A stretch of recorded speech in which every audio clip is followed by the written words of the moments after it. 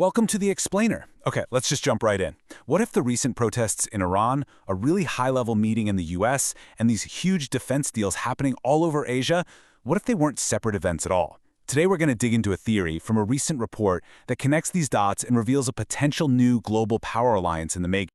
So at the very core of this whole theory is this really powerful idea, this metaphor. It's that global events, they're not just random noise. The source we're looking at today argues they're all connected, like links in a chain. And when you actually start putting them together, well, a completely new picture starts to take shape. All right, so let's follow that chain, shall we? We're going to go through it link by link and really break down how the source builds its case for this massive shift, a new global power dynamic that it claims is happening right under our noses. Okay, so where does it all begin? According to this report we're analyzing, the whole thing, this entire chain reaction, was kicked off by one very specific event, a single super high-stakes meeting that was supposedly all about one thing, destabilizing Iran. So the source puts this timeline front and center. It's basically their Exhibit A. And the argument is pretty straightforward. You have a meeting between the American and Israeli leaders at the very end of December, and then, boom, just days later, these massive protests erupt all across Iran. The source is basically saying, look at the timing. That is not a coincidence. Now, to really back up this claim, to show this wasn't just a few small protests, the source shifts from the when to the what. It's not just talking in generalities. It brings in the receipts, using hard numbers from a major international magazine to really paint a picture of just how chaotic things got on the ground. And the first number they hit you with is the human cost.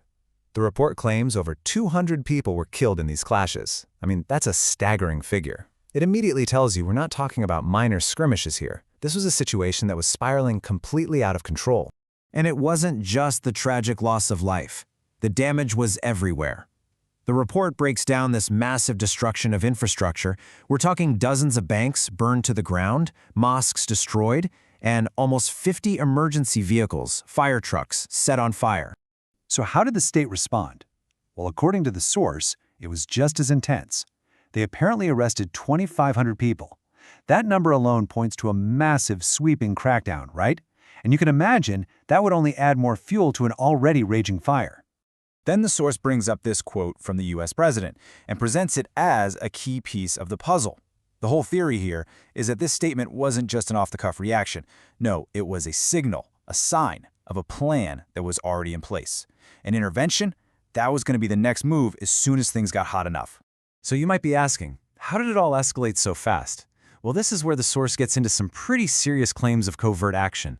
It argues that these protests, they weren't 100% organic. The idea is that they were being actively fanned from the inside by outside forces, all to create the perfect excuse, the perfect pretext for an attack. Okay, so while all this chaos is exploding in Iran, the source tells us to look somewhere else. It points us to the next link in the chain and frames it as a really clever, strategic countermove. Because while one country is being destabilized, another one is quietly making moves, rising as a major military power. And that country is Pakistan. The story being told here is all about contrast. It's a tale of two countries. On one hand, you've got the instability and destruction in Iran that the source just laid out. And on the other, you've got Pakistan, making these calculated, successful moves in the super high-stakes game of international defense. And look, this isn't just some vague idea of growth. The source gets specific. It gives us detailed breakdown of Pakistan's success, focusing on its JF-17 fighter jets. And just look at the list of countries here. You've got confirmed buyers like Nigeria and Azerbaijan, but then this long list of potential clients that includes heavy hitters like Saudi Arabia and Egypt. The report presents this as undeniable proof of Pakistan's growing clout on the world stage. And this is where it all comes together. This is the climax of the whole theory. According to the source, these two different stories, the chaos in Iran and the rise of Pakistan's military industry, they're not separate at all. They're actually converging. They're heading towards one single outcome, the creation of a brand new, incredibly powerful defense alliance.